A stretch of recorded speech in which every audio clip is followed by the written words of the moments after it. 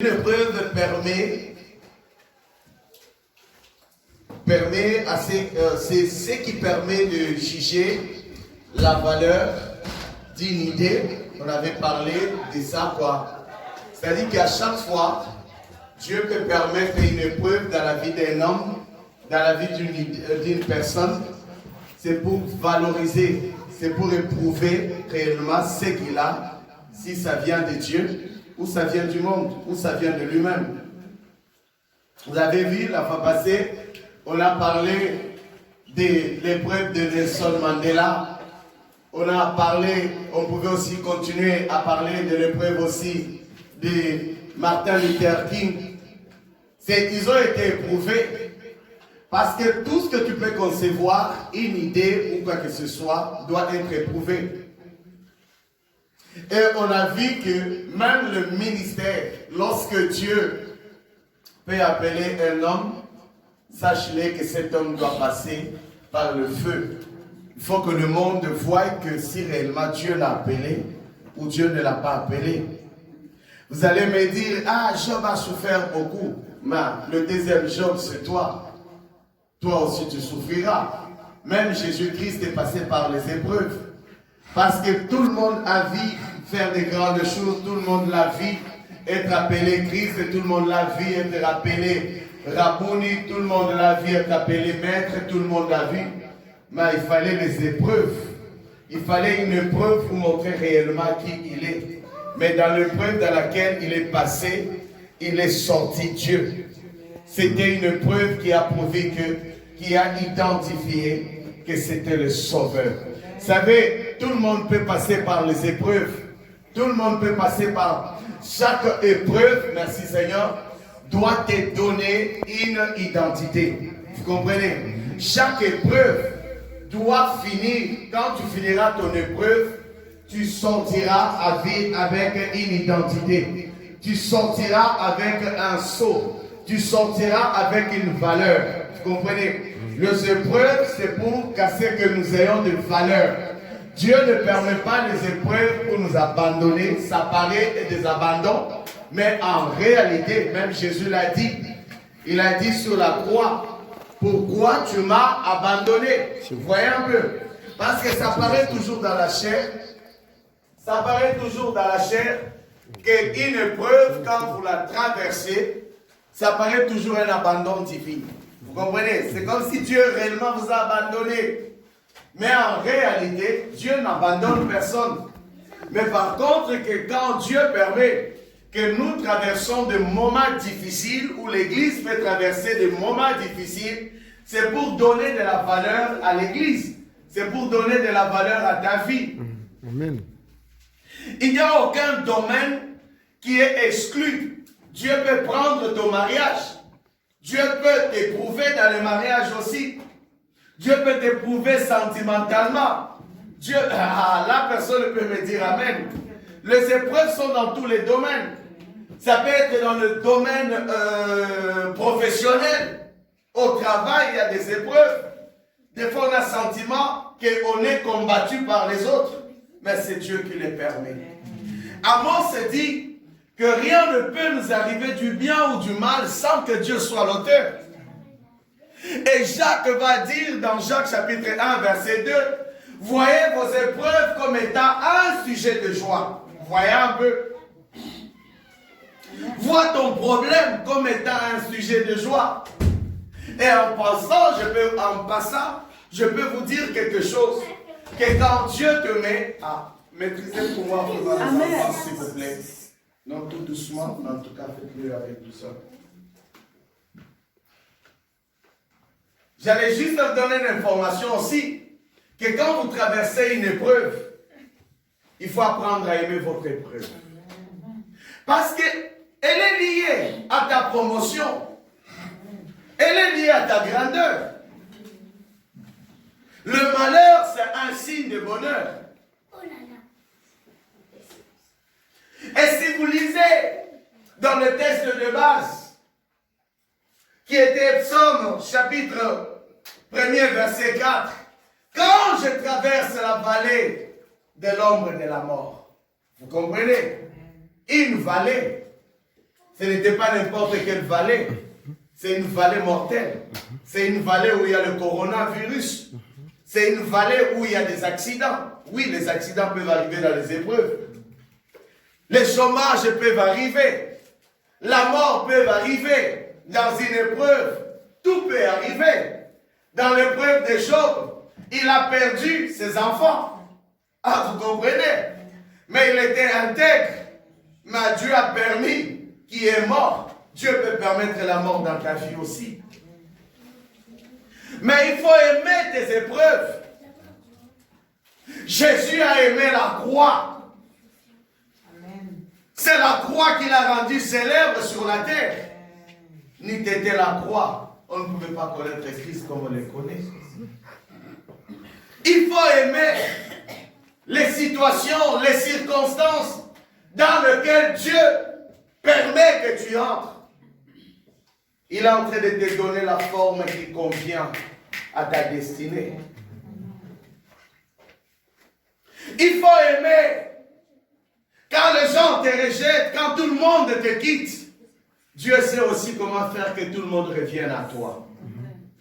Il faut aimer. Il faut aimer quand personne ne t'acclame, quand personne ne te regarde. Il faut aimer ces choses-là. Il faut aimer quand on te critique.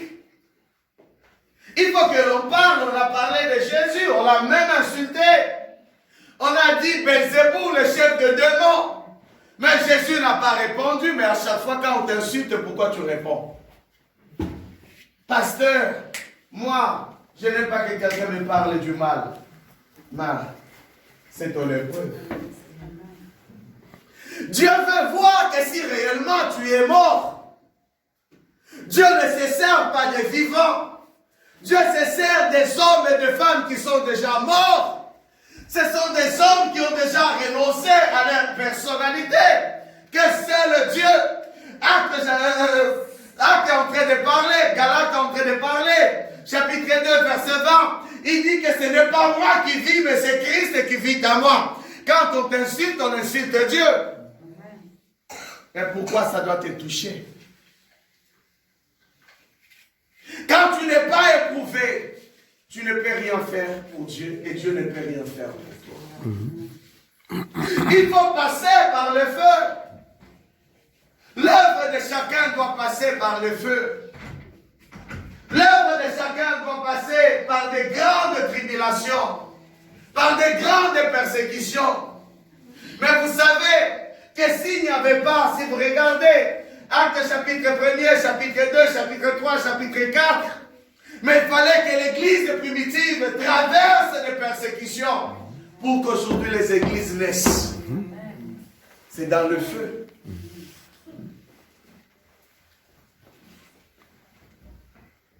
Parce que si tu ne passes pas au feu, qu'est-ce que tu vas raconter aux autres comme témoignage? Ce qui témoigne Dieu, c'est des gens qui ont été éprouvés. Ah oui. Je n'ai jamais vu quelqu'un venir un dimanche parce qu'on m'a viré l'argent de la cave. Que Dieu soit béni. Je n'ai jamais vu personne ici. Tout le monde cache. Vous comprenez un peu? Parce que tu n'es pas éprouvé pour ça.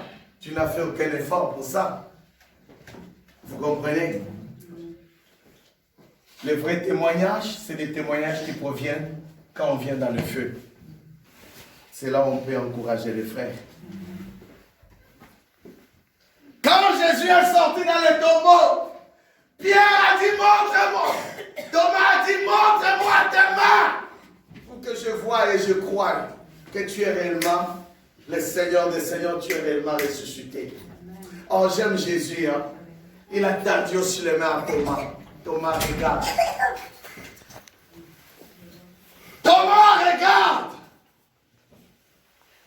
Si tu ne traverses pas la vallée de l'ombre de la mort, tu ne montreras rien aux autres de la part de Dieu. Il faut traverser dans le feu pour montrer aux autres quelque chose. Quand Shadrach, Meshach et Abednego ont accepté d'entrer dans le feu, on vit la quatrième personne. c'est là où ils ont dit que Dieu, c'est un feu dévorant. Que ton Dieu, c'est un feu. Tu sais, il y a des choses que...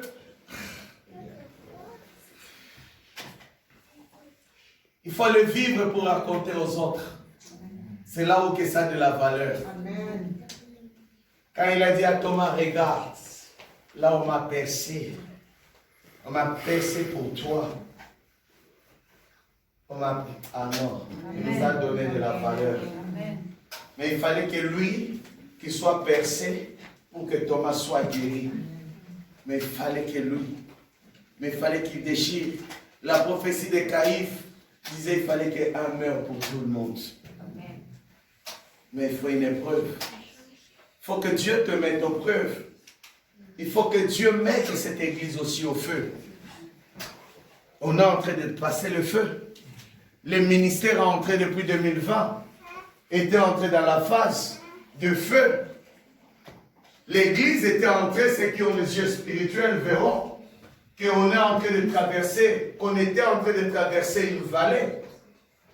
Une vallée d'ossements desséchés. Tout avait séché.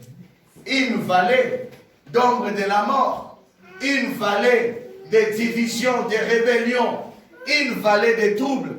Mais la Bible dit, rien ne peut vous arriver du bien ou du mal sans que moi, l'Éternel, je sois l'auteur. Vous comprenez? Vous comprenez? Jésus a connu aussi cette vallée. Jésus a connu l'ombre de la mort.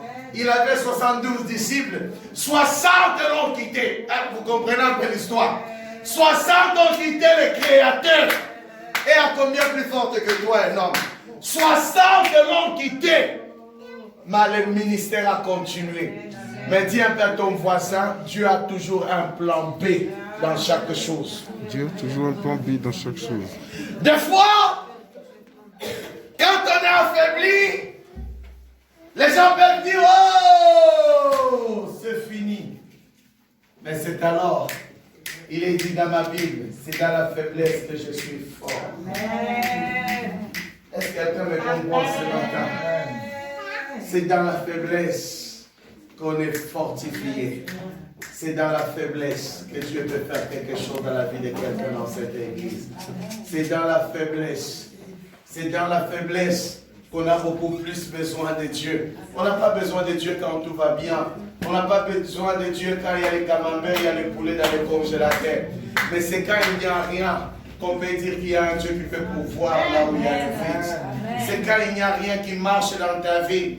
C'est quand le médecin dit que cette maladie ne guérira pas. Mais c'est là où tu peux regarder, il y a un Dieu dans le ciel, sur la terre.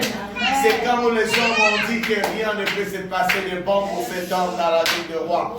Mais Dieu connaît le plan qu'il a tracé.